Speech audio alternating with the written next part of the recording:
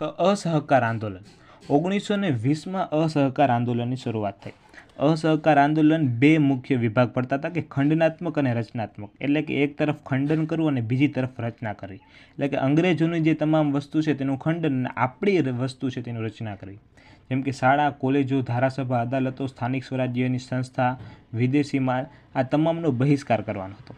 અને રેડિયો કાંતવા, ખાદી ઉત્પાદન, સ્વદેશી પ્રચાર, દારૂબંધી, અસ્પૃશ્યતા નિવારણ, હિન્દુ મુસ્લિમ ઐક્ય અને રાષ્ટ્રીય શિક્ષણ માટે શાળા કોલેજો શરૂ કરવી. જેમ કે ગુજરાત વિદ્યાપીઠ, બિહાર વિદ્યાપીઠ, બનારસ વિદ્યાપીઠ, જામિયા મિલિયા વિદ્યાપીઠ. એટલે કે આ તમામની રચના કરવી. એટલે કે વિદેશી છોડીને આપણે આપણું અપનાવવું.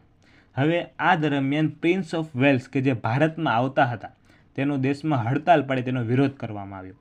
તેમજ મોતીલાલ નહેરુ, ચિત્તરંજન દાસ, વિઠ્ઠલભાઈ પટેલ, વલ્લભભાઈ પટેલ, રાજેન્દ્ર પ્રસાદ આ તમામ વકીલો છોડી અંગ્રેજો દ્વારા આપવામાં આવેલ જે તેની ઉપાધિ હતી તેને ફગાવી.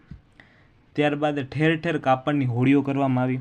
અમુક વિસ્તારમાં વધુ અન્ય આંદોલન થયા, જેમ કે આંધ્રપ્રદેશના ગંતુર જિલ્લામાં વન સત્યાગ્રહ અને અસમના ચાના બગીચામાં મજૂરોનું આંદોલન.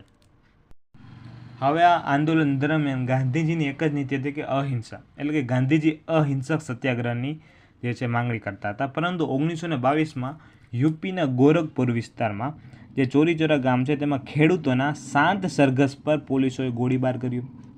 તેથી આ શાંત સરઘસે પોલીસ સ્ટેશન સળગાવી નાખ્યું. તેથી 22 પોલીસો મૃત્યુ પામ્યા અને ગાંધીજીની ધરપકડ કરી. કારણ કે ગાંધીજી મુખ્ય હતા. એટલે કે પછી શું થયું કે ગાંધીજીની ધરપકડ થઈ અને ગાંધીજી અહિંસા પ્રત્યે માનતા હતા, તેથી તેને આંદોલનને મોકૂફ રાખ્યું અને લોકોને રચનાત્મક કાર્યમાં લાગી જવા ગયું. એટલે આપણે આગળ જોયું હતું કે બે પાસા હતા, ખંડનાત્મક અને રચનાત્મક.